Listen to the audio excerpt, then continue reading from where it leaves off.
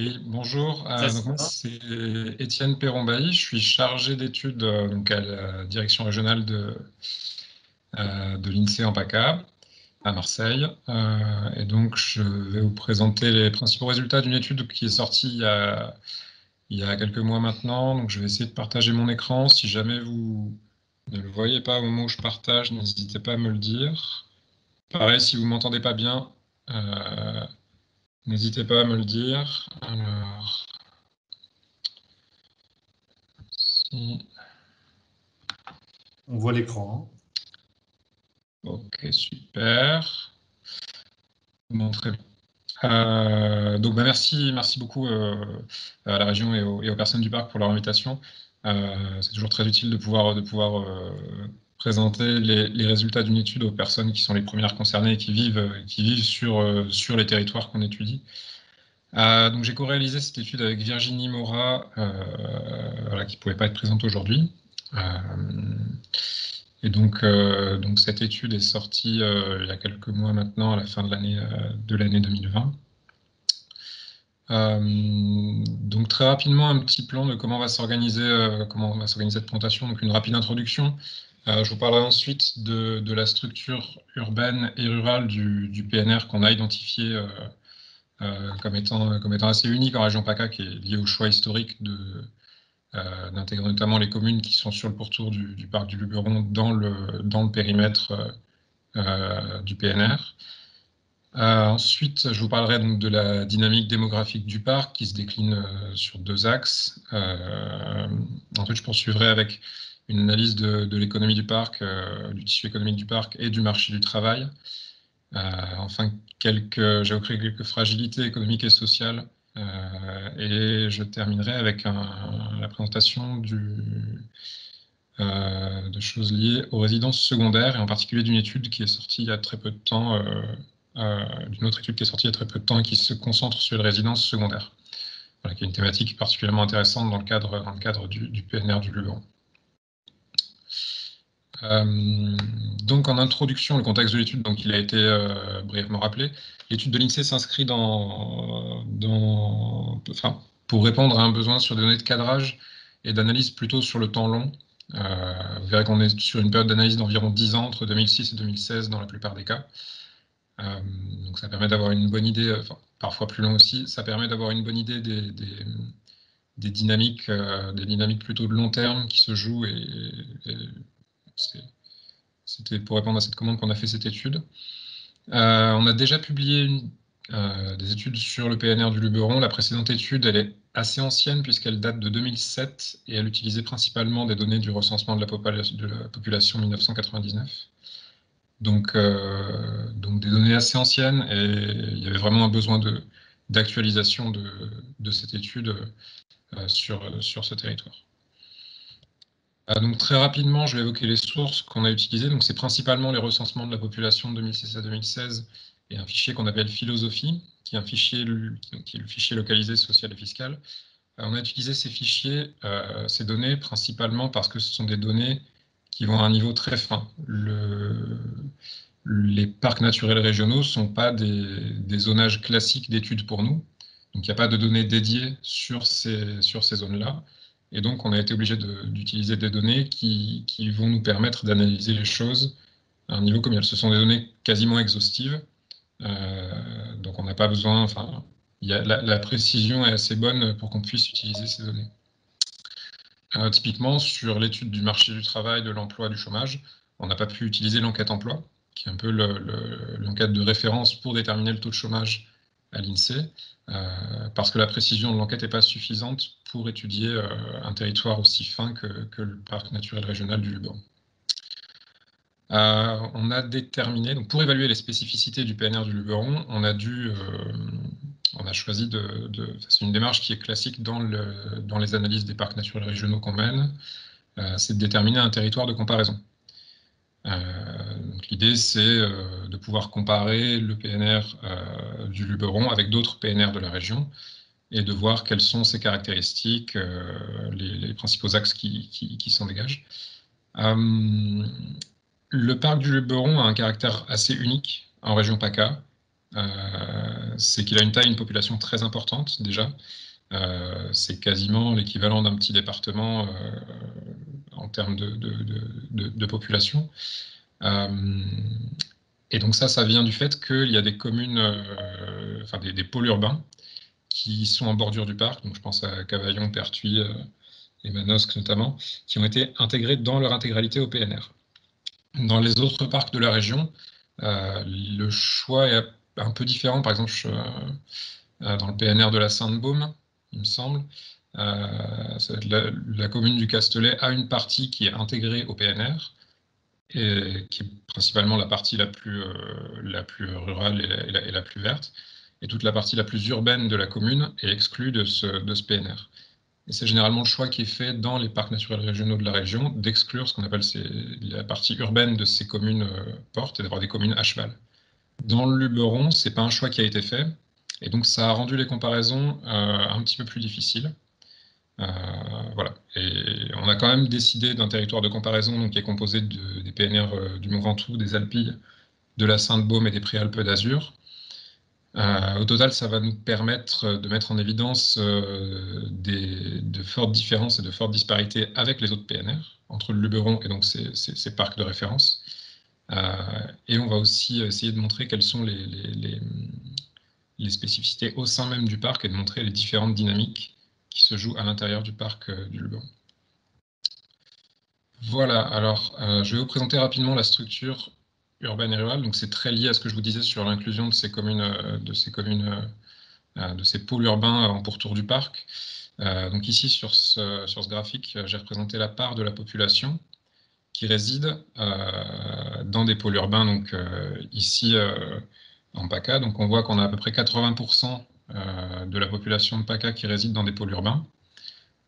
Évidemment, c'est beaucoup moins dans le Luberon, puisqu'on est à environ 50% ici.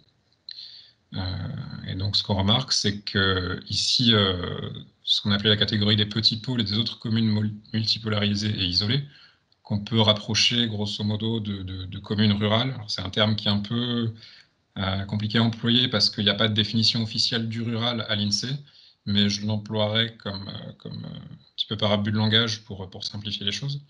Donc, dans ces communes rurales, on a une part de la population qui vit, qui est beaucoup plus importante qu'au niveau de la région. Ce n'est pas une surprise, on est une des régions les plus urbanisées de France, donc ça ne vous surprendra pas.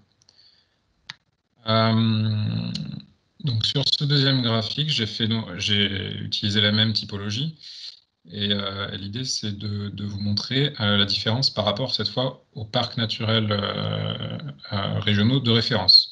Donc les 4 parcs que j'ai évoqués plus haut. Donc ici, on retrouve en effet des communes comme donc Pertuis, Manosque, Cavaillon, qui sont intégrées dans leur intégralité au parc, au PNR du Luberon. Alors ici, donc avec 50% de la population qui vit dans des pôles urbains. À l'inverse, on a dans les PNR de référence une part plus faible de la population, puisqu'on est à moins de 35% de la population ici, qui vit dans des pôles urbains. Voilà, donc c'est pas vraiment une surprise. Ce qui est assez intéressant, c'est de voir que les autres PNR de référence de la région ont beaucoup plus de population qui est concentrée dans ce qu'on appelle les couronnes. Et les communes multipolarisées des grandes aires, ce qui est la marque plutôt de territoires assez périurbains. Voilà. Une dernière chose qui est assez intéressante, c'est que la part des personnes qui vivent dans des communes plutôt rurales est plus élevée dans le Luberon. Donc on a à la fois un territoire qui est plus urbain et plus rural que dans les autres parcs de la région. Voilà, donc très rapidement, donc ça c'est pour vous rappeler très rapidement quelles sont, bon, vous connaissez le territoire mieux que moi probablement, mais quelles sont les communes en fait qu'on va considérer comme des communes importantes. Il y a donc 5 pôles urbains principalement dans le parc du Luberon, donc Cavaillon, Apt, Pertuis, Manosque et Fort-Calquier.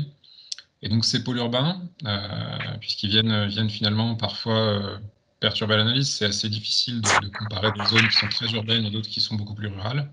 Ces pôles urbains, on les traitera parfois séparément. pouvoir mettre en évidence des dynamiques un peu différentes. Excusez-moi, il y a quelqu'un qui vient d'arriver et qui n'a pas coupé son micro, je pense. On entend un peu des bruits, si vous voulez bien juste vérifier que les micros sont coupés. Oui, bonsoir, pardon, excusez-moi. Pas de souci, merci. Voilà. Donc parfois ces pôles urbains seront traités séparément. Ça permettra de mettre en évidence les différentes dynamiques qui sont liées à ce choix historique du PNR d'intégrer des villes de taille importante dans le périmètre du Luberon. Donc là, je vous ai remis la même typologie en séparant ce que j'ai appelé donc les communes les plus peuplées, donc les 5 communes dont je viens de parler, et les autres, les communes les moins peuplées. Donc voilà, pas de surprise. Par construction, il y a beaucoup plus de population qui vit dans des pôles urbains, dans ces communes plus peuplées. Donc ici, les sont en bleu. Et donc ici, on aura beaucoup plus de personnes qui vivent dans des communes moins peuplées, qui sont dans une zone rurale. Voilà. Donc au total, sur cette structure urbaine, on a un territoire qui est assez unique dans la région, car plus d'urbanité et plus de ruralité que pour les autres parcs. C'est pour ça que parfois, ces 5 communes qui sont les plus peuplées seront traitées séparément pour faire apparaître des dynamiques particulières. Et donc, je vais l'illustrer tout de suite avec la dynamique démographique interne au parc. Alors ici, j'ai fait figurer la structure de la population selon les catégories de ménages au sein du parc du Luberon, des parcs de référence et de la région. Grosso modo, donc, ce qui se dégage, c'est un parc du Luberon qui est toujours, comment dire, quand on le prend dans son ensemble, ici, avec toutes les communes en même temps, qui est toujours dans une situation un petit peu intermédiaire entre les parcs de référence, qui sont plus périurbains, et la région PACA.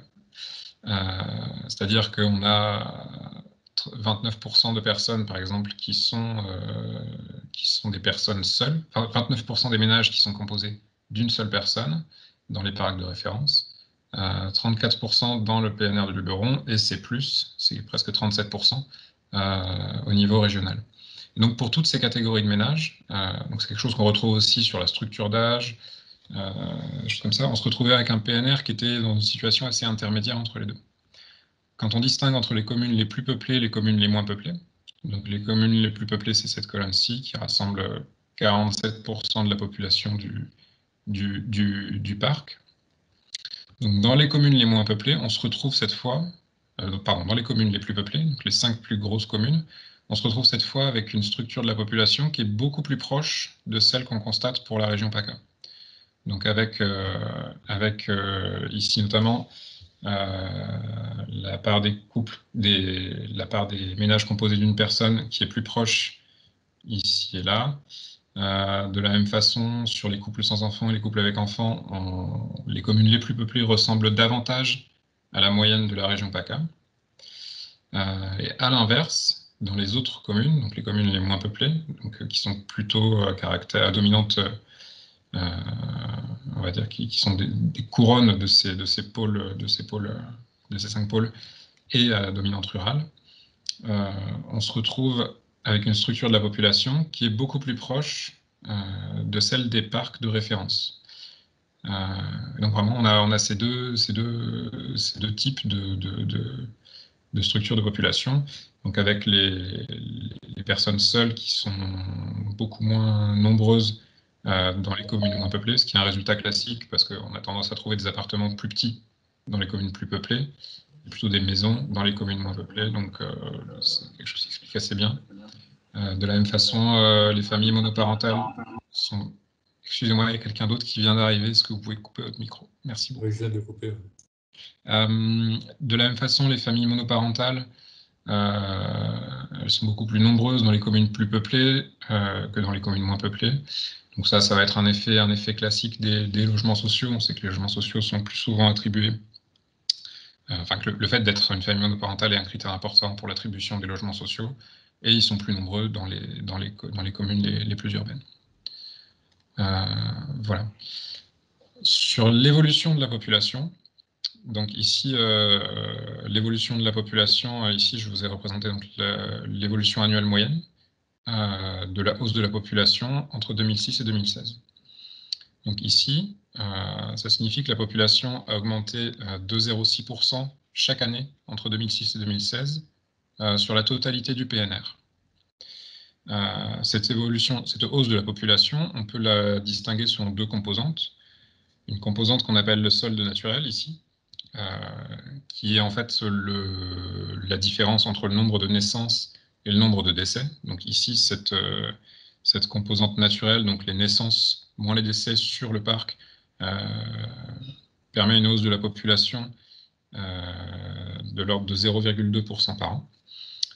Et ensuite, le reste, donc ce qu'on appelle le solde migratoire, c'est les effets des nouveaux entrants et des sortants, des déménagements, voilà, les personnes qui intègrent le territoire contre celles qui en sortent. Et donc cet effet-là, qui est, je dirais, l'attractivité démographique du territoire, ça permet une hausse de la population de 0,4% par an. Voilà, donc ici, on a vraiment le dynamisme démographique avec naissance moins décès. Et ici, on a vraiment l'attractivité du territoire, les personnes qui viennent concrètement s'installer, moins celles qui déménagent. Encore une fois, si on regarde les 5 communes les plus peuplées, on se rend compte donc que le dynamisme démographique global est plus faible, puisqu'il est seulement de 0,4% par an. Par contre, il est très fortement dû au dynamisme du solde naturel. C'est-à-dire que le ratio entre les naissances et les décès est très favorable dans les plus grandes communes. À l'inverse, dans les plus petites communes, on a une évolution qui est beaucoup plus élevée, puisqu'elle est de 0,7% par an, mais elle est uniquement due au solde migratoire, c'est-à-dire à ces effets des personnes qui viennent s'installer sur le territoire. Et encore une fois, on retrouve une structure de l'évolution démographique qui est beaucoup plus proche dans les communes les moins peuplées des parcs de référence. Voilà, donc on a vraiment deux dynamiques démographiques sur le PNR. Une première qui est dans les 5 plus grandes communes, où on a une structure démographique qui est proche de celle de la région dans son ensemble, et une population qui augmente grâce aux naissances plus nombreuses que les décès. Et dans les communes les moins peuplées, on a une structure démographique qui est proche de celle des autres parcs, et une population qui augmente principalement grâce aux migrations résidentielles. Maintenant, un petit point sur le tissu économique et le marché du travail dans le parc. Donc, sur ces deux graphiques, ce premier graphique vous présente en fait l'évolution entre 2006 et 2016 du tissu économique. Donc, ce que ça dit, c'est principalement qu'entre 2006 et 2016, ici sur les services non marchands, la part des emplois ici et là du territoire dans les services non marchands a augmenté. De la même façon, dans les services marchands, entre 2006 et 2016, ici, enfin, globalement, dans les services, la part des emplois a augmenté. À l'inverse, on constate un petit déclin des emplois dans l'agriculture, dans l'industrie et dans la construction, et dans tous les autres secteurs. En fait. Ça a principalement pour effet de rapprocher, ces évolutions entre 2006 et 2016 ont principalement pour effet de rapprocher la structure des emplois du Luberon de celle qui est constatée au niveau de la région. Donc, on a une tendance du tissu économique dans le Luberon à se rapprocher du tissu économique moyen de la région. Donc, on voit qu'on est quand même à des niveaux encore inférieurs en ce qui concerne les services non marchands et les services marchands. Pour l'agriculture, on est bien au-dessus, ce qui est un résultat classique, puisqu'il y a beaucoup d'emplois agricoles dans le Luberon. Pour les commerces aussi, on reste très largement au-dessus dans le Luberon par rapport à la région PACA. Mais on a quand même une tendance à se rapprocher du tissu économique moyen de la région PACA. Ici, sur ce graphique, c'est pour vous montrer comment évolue le nombre d'emplois par rapport au nombre d'actifs qui résident sur une commune. Donc ici, ces deux premières barres, elles signifient que le nombre d'emplois a augmenté sur 10 ans de 0,5% par an. Excuse-moi, oui. Je t'arrête 2 secondes. Est-ce que tu peux expliquer le service marchand de définir, s'il te plaît? Les services marchands, Merci. alors, en fait, ça va être tout ce qui relève des activités. En fait, c'est tout le secteur des services hors commerce et transport entreposage ici. Donc, c'est tout ce qui va relever des activités bancaires, des activités. Alors, les secteurs très importants des services marchands, ça va être par exemple l'intérim, où on va vendre une prestation. Ça va être tout ce qui est des activités de soutien. Par exemple, si je prends soutien administratif, toutes les activités de service comptable,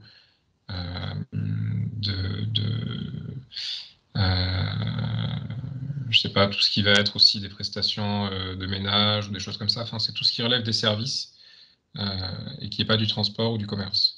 Donc, c'est très large, hein. Enfin, c'est assez difficile à définir. Il y a beaucoup de catégories qui rentrent là-dedans.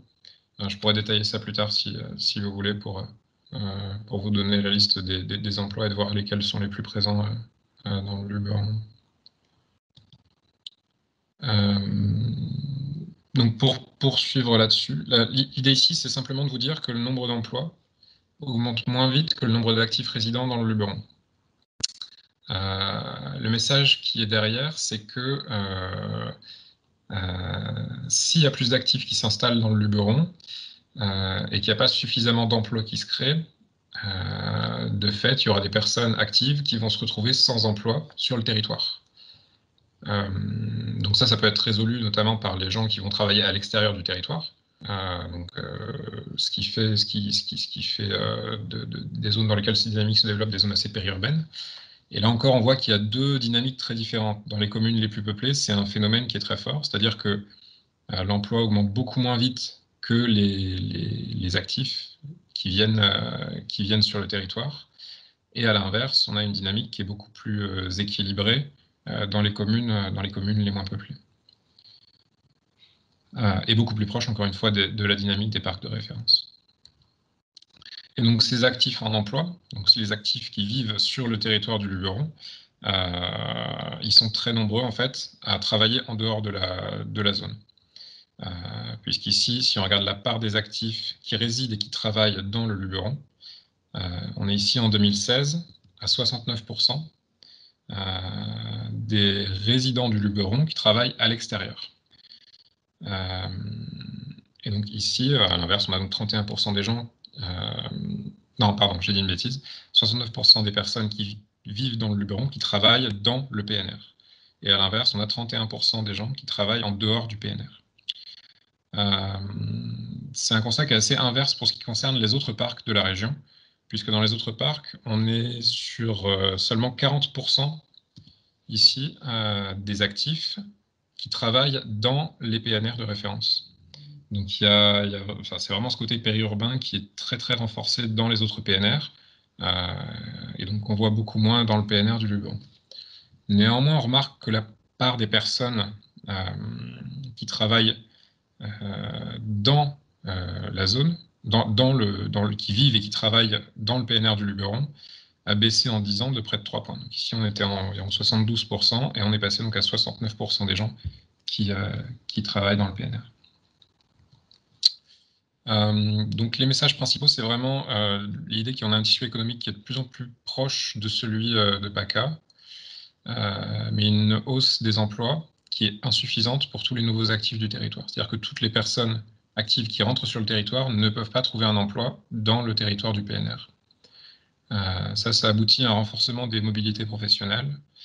Et donc, on aboutit à des échanges en fait, d'actifs pour des raisons professionnelles entre le PNR et la région qui sont beaucoup plus forts. Et donc, on a une plus grande intégration du marché du travail local du Luberon dans le tissu de la région.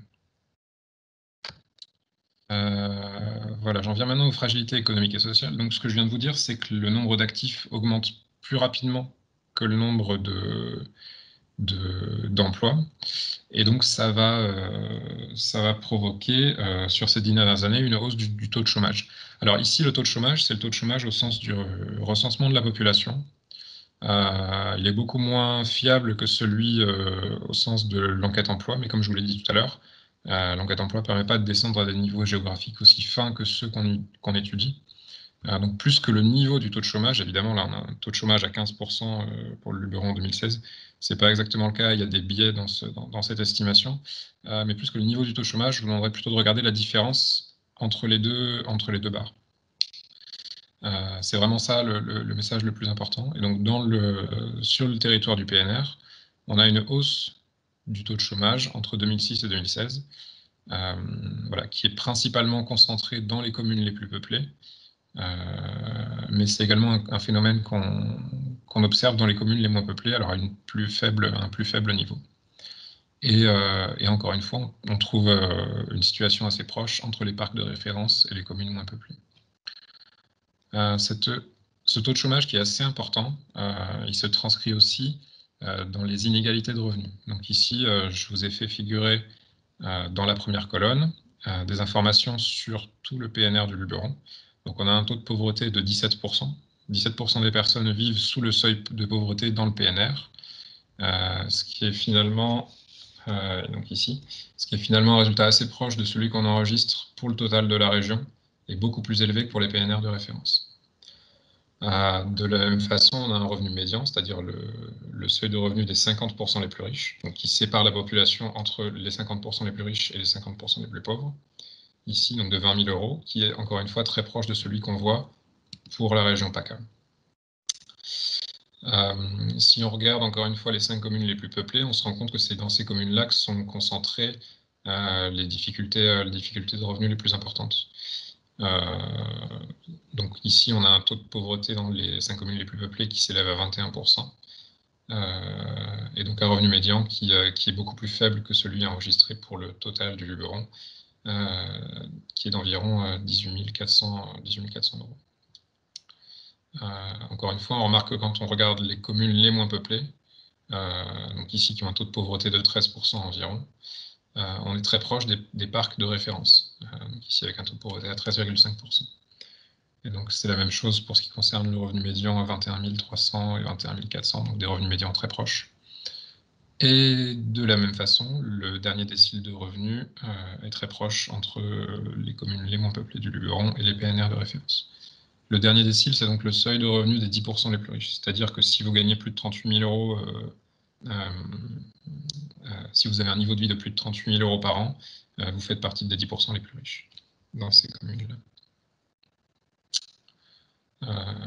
Voilà. Donc ces fragilités sociales, c'est donc surtout le taux de chômage qui est relativement élevé, mais qui augmente.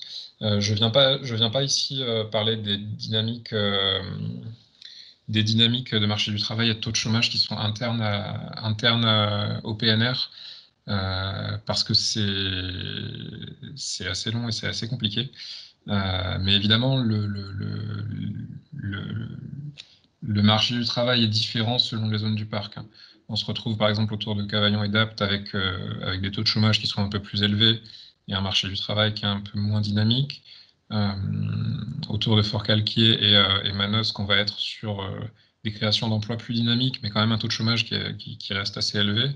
Et dans la bande, je dirais la bande sud du parc, on est sur un marché du travail qui est très marqué par l'attractivité, par le fait que les communes sont attirées, enfin, les travailleurs sont attirés par l'agglomération d'Aix-Marseille au sud. Voilà, donc ceci induit des fragilités sociales dans les communes les plus peuplées en particulier, donc ce que je viens de vous montrer. Je vais maintenant vous parler des résidences secondaires, parce que c'est un chapitre qu'on a vraiment voulu traiter dans cette étude, en particulier sur la hausse des résidences secondaires depuis environ 5 ans. On a des résidences secondaires qui augmentent plus rapidement que les résidences principales, et ce n'était pas le cas avant. Depuis les années 80 jusqu'en 2011 à peu près, on avait un rythme d'augmentation des résidences secondaires qui était plus faible. Après 2011, entre 2011 et 2016, les résidences secondaires augmentent plus vite que les résidences principales. Et donc c'est cette évolution qu'on a fait figurer sur cette carte entre 2011 et 2016, où on a en rouge et en orange les communes dans lesquelles on a une forte part des résidences secondaires, donc plus de 15%, et en bleu clair et bleu foncé, les communes où on a une faible part des résidences secondaires. la taille des ronds, c'est simplement le volume des résidences secondaires. Donc on voit qu'on trouve les plus gros volumes, les plus grands nombres de résidences secondaires, donc à Beaunieu, Gordes et ça doit être Saint-Saturnin et Apt, ça, si je ne me trompe pas. Voilà, donc parmi les communes qui sont ici en rouge et en orange, donc celles où on a une forte part des résidences secondaires, on constate que celles qui sont en rouge, donc qui sont principalement concentrées autour d'Apt, ce sont celles où la part des résidences secondaires est en hausse. Et donc les oranges qui sont plus sur une bande qui va plutôt vers l'est du parc, c'est les communes où les résidences secondaires sont plutôt stables. Et voilà. Et donc, ce qu'on constate, c'est que la bande sud de Manosque jusqu'à Pertuis et Cavaillon est plutôt peu touchée par la hausse des résidences secondaires. Je voudrais aussi vous parler, pour conclure, d'une étude récente de l'INSEE qui est spécifiquement sur les résidences secondaires, donc qui date de février 2021. C'est une étude au niveau des EPCI, donc qui ne recoupe pas exactement les limites du PNR du Luberon. Alors là, du coup, sur la carte, ça donne Luberon. Ici, on a Cavaillon. Ici, on doit avoir Pertuis. Donc, vous voyez que la carte des EPCI ne recoupe pas exactement le territoire du PNR, mais c'est intéressant en termes de, ça permet d'analyser quels sont les différents, surtout quels sont les propriétaires des résidences secondaires. Donc, cette étude est très intéressante pour ça. Donc, ce qu'on voit, c'est que par rapport à la région, on est quand même sur des niveaux de résidences secondaires qui sont assez faibles, puisque la taille des ronds ici, c'est le nombre de résidences secondaires. On est sur des volumes plus faibles que ce qu'on a dans les départements alpins, ici vers Briançon, ou le long de la Côte d'Azur notamment. Mais en proportion des logements, c'est-à-dire la part des résidences secondaires, la part du total des logements qui sont des résidences secondaires, on est sur des parts qui sont assez élevées quand même. Donc on est, voilà, donc et donc principalement dans la zone qu'on décrivait tout à l'heure, ici, entre Apt et Fort-Calquier. Donc on voit que la bande sud est plutôt épargnée par la bande sud du Luberon est plutôt épargnée par ce phénomène de résidence secondaire. Et donc les informations qu'on va avoir sur les personnes qui possèdent ces résidences secondaires, donc entre ici le PCI d'Apt et le PCI de Cavaillon, donc Luberon de Mondevaucluse, ça va plutôt être des maisons individuelles et des détenteurs étrangers. C'est beaucoup plus des étrangers qui vont posséder des résidences secondaires sur ces zones-là. À l'inverse, ici donc autour de Pertuis, ça va plutôt être des détenteurs régionaux, des personnes qui sont issues de la région, dans cette partie ici aussi. Et après, en se rapprochant de Manosque et en allant vers le PCI Durance, Luberon, Verdon, agglomération, on est sur des détenteurs, on est sur des types de logements qui sont plutôt des appartements en tant que résidence secondaire. Voilà, donc ça ne recoupe pas exactement les limites du parc, mais c'est intéressant en termes de caractérisation de qui possède des résidences secondaires. Pour ça, c'est très intéressant. Voilà, donc pour vous rappeler les résultats principaux sur les résidences secondaires, depuis les années 80, on a une hausse plus importante des résidences secondaires que des résidences principales, moins importante des résidences secondaires que des résidences principales, et ça s'inverse sur la période récente. Voilà, cette progression elle est très différenciée selon les zones du parc. On a vraiment une zone nord qui est plus touchée par ce phénomène que la bande sud. Voilà, et j'en ai fini, et je pense que je suis dans les temps. Oui, je vous remercie de votre attention. Exactement. Bah, écoute, merci Étienne pour la présentation. Et alors effectivement, ça c'est une dynamique à l'échelle du territoire et comme vous l'avez dit tout à l'heure, il y a aussi des dynamiques au sein de ce territoire et notamment on s'en aperçoit en fonction des petites villes-centres autour de Fort-Calquier, Manosque, Apt, Cavaillon, Pertuis, qui créent aussi leur propre dynamique. Donc c'est pas non plus qu'un territoire uni, il y a effectivement des différences. Voilà, merci. Écoutez, si vous souhaitez intervenir, poser des questions ou débattre, voilà, vous avez la possibilité de lever la main et Laure ou moi vous demanderons d'intervenir. Il y a dans le chat un commentaire de Monsieur Bachimon Philippe concernant la gentrification. Alors je dis la gentrification serait sans doute supérieure si l'on appliquait les doubles comptes et que l'on incluait les résidents secondaires.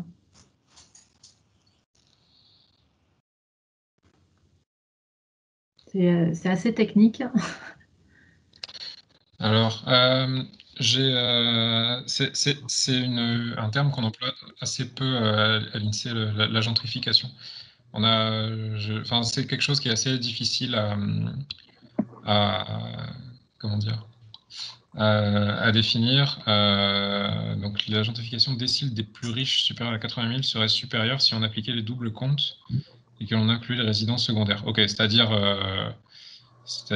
voir les niveaux de revenus, y compris des personnes qui possèdent des résidences secondaires. Je peux préciser. Hein. Oui, je veux bien. Ouais, simplement parce que sur un message, il faut faire court. Mais c'est bien évident que quand on parlait des déciles des plus riches, c'est les résidents principaux, quoi. Ah oui, c'est les résidences principales. Ils payent leurs impôts sur place, quoi. Oui. Bon, si on se promène sur Gordes, par exemple, on voit très bien que les résidents secondaires sont dominants en grande partie dans la diffusion du village, par exemple, mais ils ne vont pas être pris en compte dans le fameux décile des 10% des plus riches, quoi. Donc je pense que là, on pourrait appliquer le double compte, c'est-à-dire les prendre en compte pour savoir quel est l'impact territorial.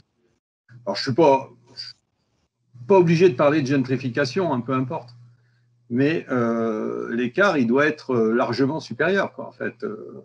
C'est plus de 88 000 pour les petites communes. Dans ce cas-là, ça serait quelque chose de colossalement plus important, sans doute. Est-ce que vous avez fait ce calcul? Non, on ne l'a pas fait parce que c'est identifier les propriétaires de résidences secondaires, justement. C'était l'objet de l'autre étude qui a été faite. On ne peut pas le faire. Il me semble pas. On ne peut pas le faire, en fait. Les propriétaires de résidences secondaires, on a peu d'infos sur eux, et si on avait eu des infos sur leurs revenus, on l'aurait exploité dans l'autre étude, dont je vous ai parlé à la fin. Après, effectivement, sur Gordes ou sur la zone autour d'Apt, ça peut jouer, mais en termes de volume, je suis pas. Il faudrait voir à quel point ça peut jouer. Sur les communes qui sont plutôt au sud du Luberon, je suis pas sûr du tout qu'on ait des effets aussi marqués. Après, au niveau communal, sur certaines communes, probablement oui, mais dans les communes les plus peuplées, on n'aurait probablement pas d'effet, je pense. Dans le chat, là, plusieurs questions justement sur des chiffres par commune. Donc là, d'après ce que tu viens de dire, oui, on peut trouver des chiffres par commune, j'imagine, sur le site de l'INSEE. Ouais, il y a tous les chiffres par commune sur le site de l'INSEE, et puis nous, on a tous les chiffres, effectivement, puisque aujourd'hui, les données de l'INSEE sont libres au téléchargement sur leur site. Alors parfois, c'est un petit peu compliqué, il y a beaucoup de choses à récupérer, mais nous, on récupère, donc parfois, si vous avez besoin de données effectivement ponctuelles, on peut aussi vous les fournir, puisqu'on les a déjà interprétées. Ensuite, une autre question sur le télétravail. Résident et travail territoire ou pas? En fait, voilà, comment comptabilisez-vous le télétravail? Est-ce que... Alors, la façon dont c'est comptabilisé, alors il faut bien voir que les chiffres les plus récents qu'on présente, c'est les chiffres de 2016. Donc, dans l'appréciation des grandes tendances, un peu de fond, ça va. Évidemment, le télétravail, c'est une tendance plus récente qui s'est beaucoup renforcée là depuis un an. Je le vois bien, on est tous chez nous là actuellement. Donc, on a peu d'infos là-dessus. Ce qu'on a comme info, c'est l'adresse de résidence. Et l'adresse de l'employeur. Et donc on fait la différence entre les deux, et là on voit si on est dans le parc ou hors du parc, etc.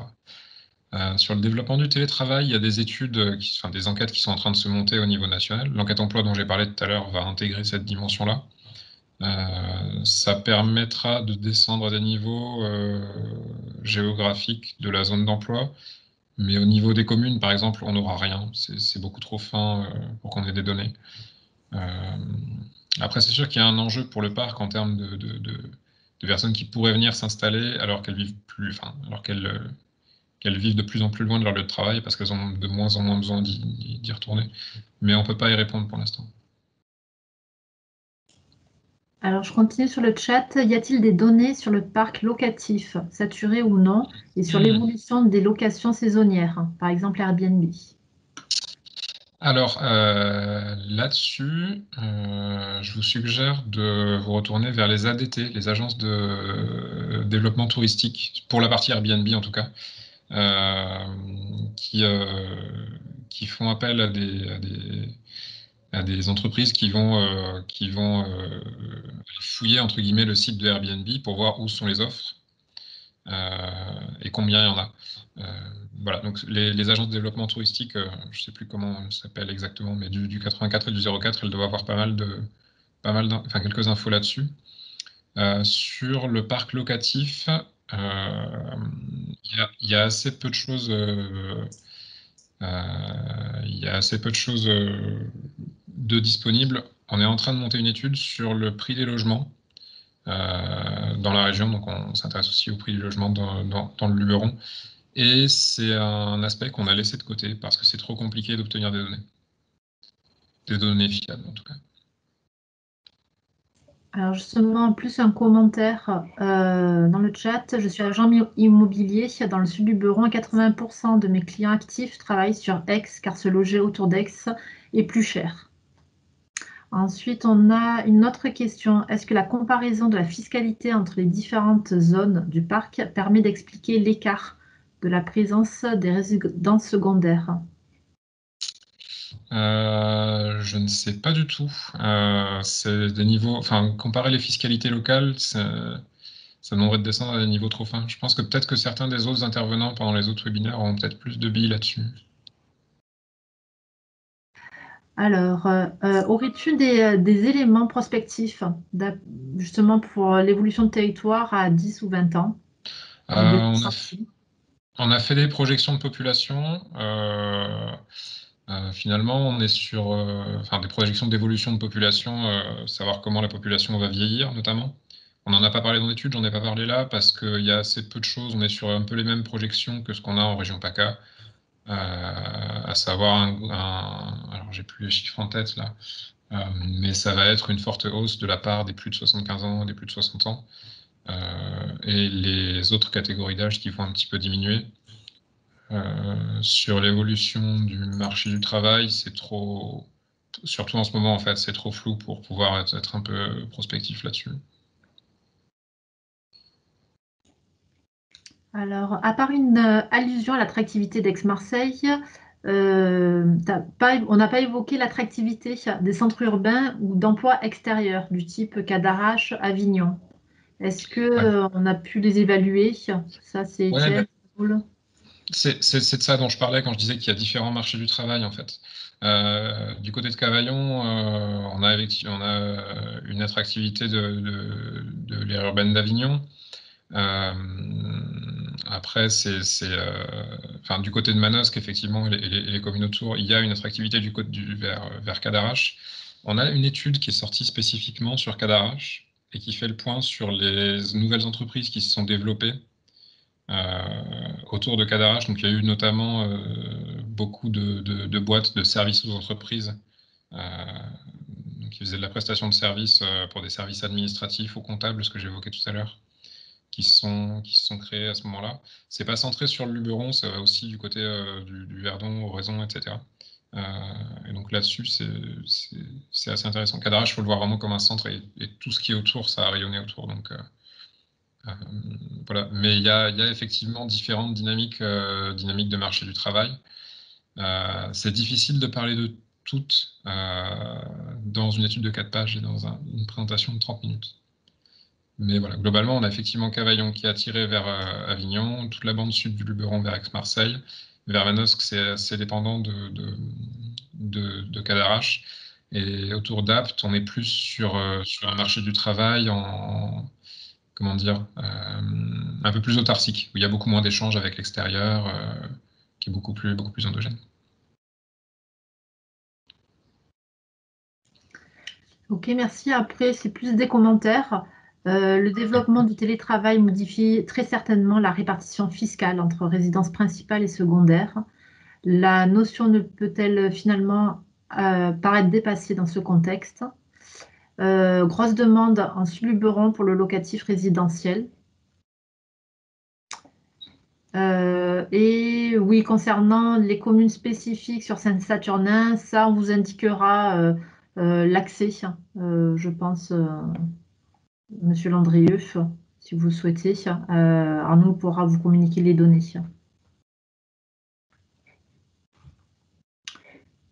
Avez-vous des questions, d'autres questions, commentaires, hein, témoignages?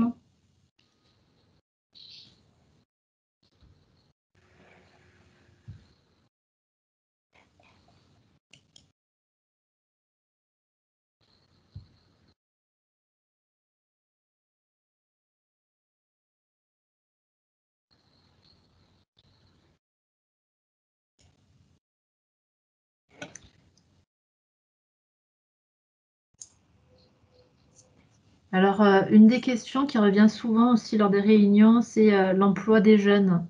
Alors, comme tu l'as dit, hein, la dynamique de l'emploi diffère d'un territoire à l'autre. Peut-être est-ce que tu as des tendances, alors le contexte ne favorise pas non plus la prospective, mais voilà, un des enjeux qu'on a soulevé, nous, au niveau de notre territoire, c'est comment maintenir, enfin, l'emploi des jeunes, quoi, que, en termes de taux de chômage et que d'accès à l'emploi, c'est assez difficile. Est-ce que tu aurais des éléments complémentaires voilà, sur cette clientèle jeune? Là, tout de suite, non, pas vraiment. Après sur l'emploi des jeunes de façon générale, dans la région, il n'y a pas de raison majeure qui ferait que le Luberon échappe aux dynamiques, régionales. C'est des zones périurbaines, donc très souvent, ce qui se passe, c'est que les jeunes s'exportent vers les centres urbains et suite à leurs études, ils restent assez proches des centres urbains. Mais j'ai pas d'éléments spécifiques. On a des éléments, c'est sûr, mais je vais avoir du mal à te répondre là tout de suite en 2 minutes. Et justement, est-ce que sur le site de l'INSEE, on pourrait trouver des éléments sur l'évolution de l'apprentissage en région? Est-ce que c'est des études que vous avez pu mener, tu penses? Après, on regardera nous plus en détail. Oui, alors pas sur le site de l'INSEE, mais sur le site de la Directe. Donc, l'émanation en région du ministère du Travail. Ils ont un service statistique qui produit des données sur l'apprentissage. On a des choses aussi, mais c'est eux qui centralisent en fait tout ce qui relève de l'apprentissage. Donc, ce sera plus complet chez eux. Ok, merci. Alors, une autre témoignage. Un des grands enseignements est la différence entre les villes et les communes les moins peuplées. Une spécificité du parc du Luberon à méditer et à valoriser. Je crois qu'on partage tous effectivement ça. Oui, bah, du coup, là, enfin, moi, c'est ce que je voulais dire. Je voulais vous remercier là vraiment pour votre intervention, puis toutes les questions et contributions. Et reprendre là ce qui est noté effectivement sur ce grand enseignement. En fait, c'est vrai que c'est quelque chose qu'on sait, mais qui se confirme vraiment avec tous ces éléments et qui rejoint un des grands défis là, que les élus identifient, c'est vraiment essayer de faire de nos différences sur le territoire à la fois, d'en faire un atout quoi finalement, de les prendre en compte et essayer d'en faire un atout, en tout cas de les considérer. Et c'est vrai que c'est vraiment très très différent par rapport aux problématiques des autres parcs. Hein. Donc on le dit souvent nous aussi qu'on peut très peu se comparer aux autres, à part peut-être ouais, pour les communes les moins peuplées.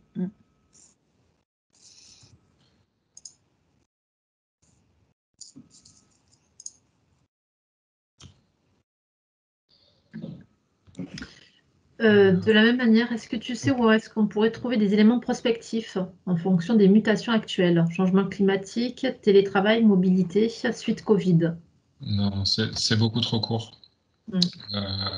L'INSEE en fournit pas ces éléments, surtout sur des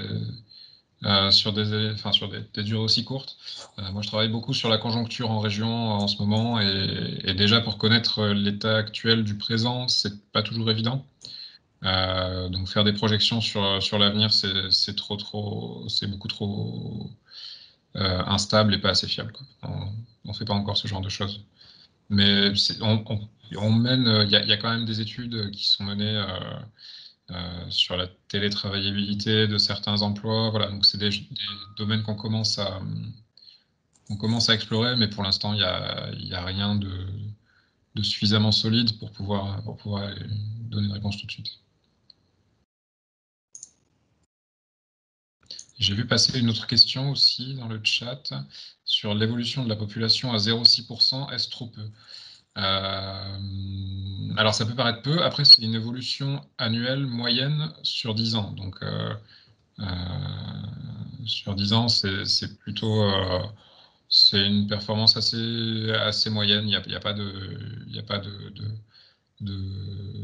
crainte à avoir par rapport à ça. Ce qu'il faut noter, c'est quand même que c'est un petit peu en ralentissement par rapport à la période précédente. Voilà, c'est peut-être ça le message, enfin, l'aspect auquel il faudrait faire plus attention. Mais en soi, c'est pas trop peu. Non. Et il y a de grosses différences entre les différentes communes aussi. Donc c'est vraiment une moyenne. Et ça masque vraiment de nombreuses disparités entre les communes.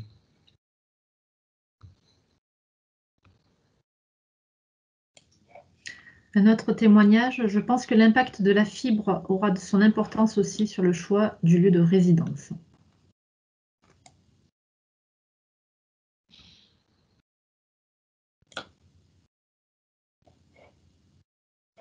Ok, y a-t-il d'autres interventions, questions? Même les collègues là du parc, si vous avez des questions à poser directement à Étienne.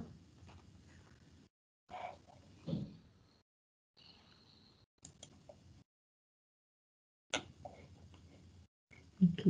Arnaud, je pense qu'on a fait le tour. Très bien, bah écoutez, on va pouvoir clôturer. Ah. Laure, un dernier mot Une intervention de Michel Blanc qui a peut-être une dernière question. Oui, bonsoir. On a évoqué rapidement le problème des transports pour les personnes qui travaillent à l'extérieur du parc et je voulais savoir si on va revenir plus longuement sur les problématiques de transport en commun notamment et le fait que des villes comme Apt sont enclavées et peu desservies au final à part par le bus.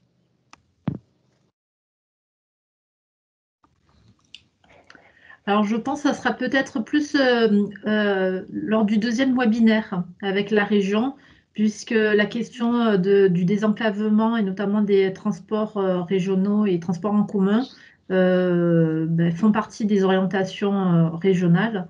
Donc, je pense que ce sera peut-être plus à l'intervenant de la région auquel il faudra poser cette question. Ok, merci. Donc, ça me permet, bon enchaînement, un dernier mot. Ou alors Laure, si tu veux rappeler un peu les autres sessions. Écoute, non, je vais te laisser les rappeler, Laure. Moi, en tout cas, je voudrais voilà, remercier tout le monde. Je ne sais plus si on avait dit en introduction, en tout cas, que étaient invités à ces webinaires en direct, donc les élus du territoire, les membres du conseil scientifique et les membres du conseil territorial. Voilà, pour effectivement voilà, avoir des éléments susceptibles d'être discutés et travaillés dans l'élaboration de la charte, et qu'ensuite, ça tu l'as dit Arnaud, qu'ensuite ce serait en ligne à destination du grand public sur YouTube. Donc merci à tous. Moi simplement, moi je trouve qu'on a vraiment énormément d'informations et donc voilà, c'est très intéressant. Je ne sais pas comment on peut effectivement se projeter, par contre, parce que c'est vrai que là, nous, on va travailler sur une échéance 2024-2039. Donc, il y a cette question de comment on peut prendre toutes ces données et les projeter. Alors, il y a certainement des méthodes, mais complexes. Enfin, vous avez dit vous-même que c'était quelque chose que vous ne faisiez pas. Et en plus, j'ai l'impression, alors pas sur tout, mais on est quand même à un tournant. Enfin, il y a quand même beaucoup de pratiques qui sont en train d'évoluer. Donc, ça questionne en plus certainement plus toutes les méthodes de projection qu'on peut avoir. Oui, complètement. La projection, c'est un exercice très difficile en temps normal. Alors, en temps de crise comme ça, ça devient parfois un peu acrobatique. Voilà. Ah, il y a une dernière main levée, là, Sylvain. Oui, tout à fait, je partage ce besoin de vision prospective. Est-ce qu'on ne peut pas travailler sur des hypothèses? Parce qu'on n'est pas forcément On n'a pas forcément les données pour faire une analyse précise, mais on peut quand même avoir des hypothèses ou des tendances, parce que je suis parfaitement d'accord avec Laure, ça supporterait le débat de façon importante.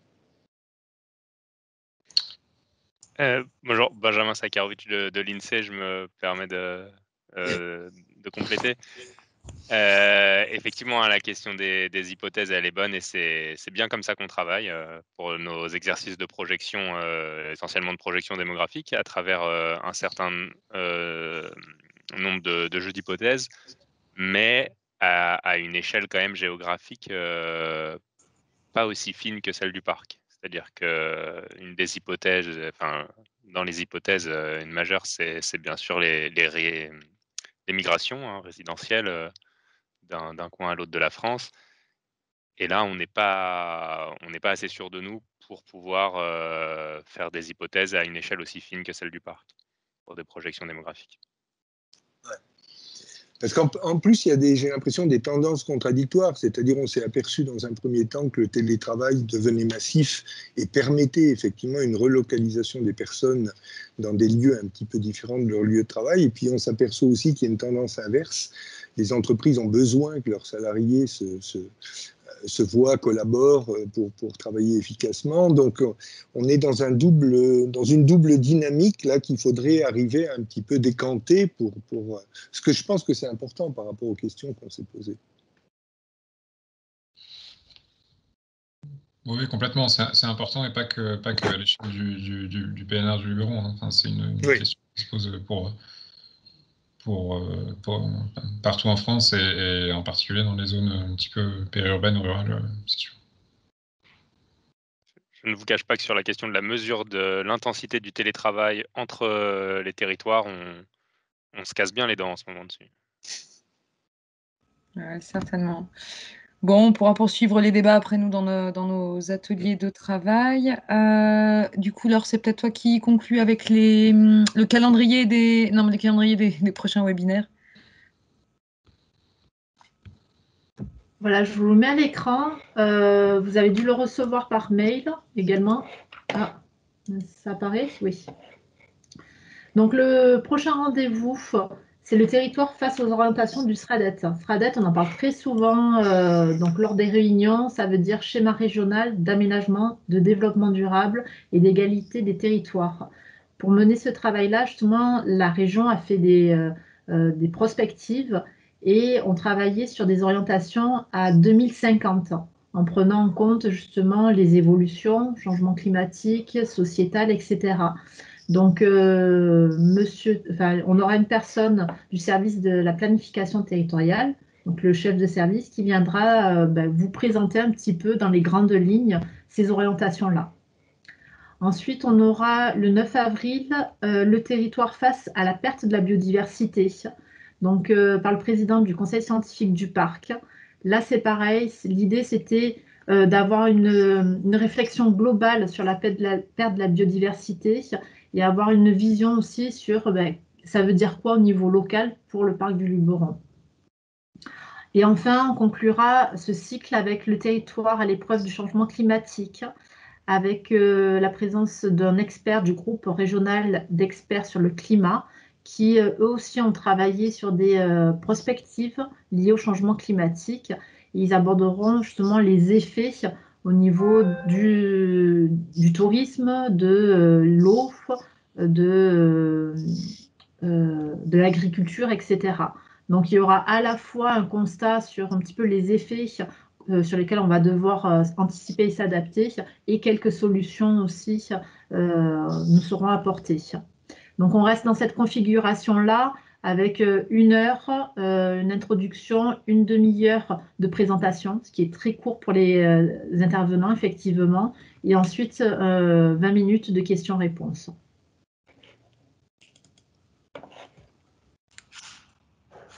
Très bien. Merci Laure. Merci à tous. On transmettra peut-être le lien aussi pour pouvoir revisionner ce webinaire-là. Et puis, merci donc aux partenaires de l'INSEE d'avoir inauguré cette série de webinaires. On s'adapte toujours au contexte sanitaire. On va d'ailleurs en savoir plus dans pas très longtemps, apparemment.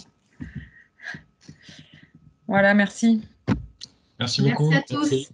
Merci. Au revoir. Bonne soirée. Au revoir. Bonne soirée. Au revoir. Merci à tous. Allez, allez.